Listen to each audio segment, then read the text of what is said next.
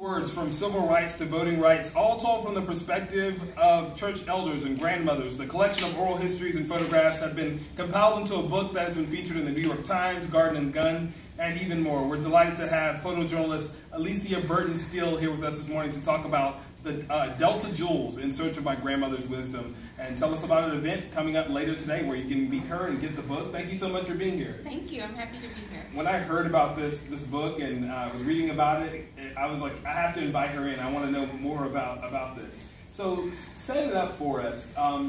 What turned out to be, you were missing your grandmother, yes. And you felt like maybe you could honor her in a certain way. Yes. Well, I moved to Mississippi in 2012 to teach at the University of Mississippi, and I saw a lot of scenery that reminded me of Spartanburg. My grandmother was born and raised here, and I wanted to pick up the phone and say, "Grandma, guess what I'm seeing?" And I couldn't. She passed away 20 years ago.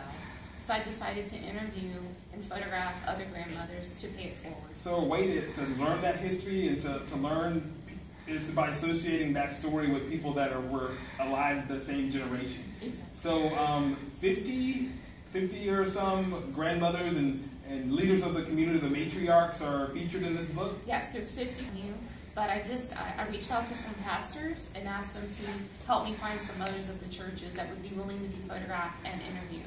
So I'd imagine your car, you probably had to get a new car after you did this. I'll be getting a new car, but total, I think I put it in because I delivered photos to the mothers about 18,000 miles. Wow. Yeah. So you would sit down with them and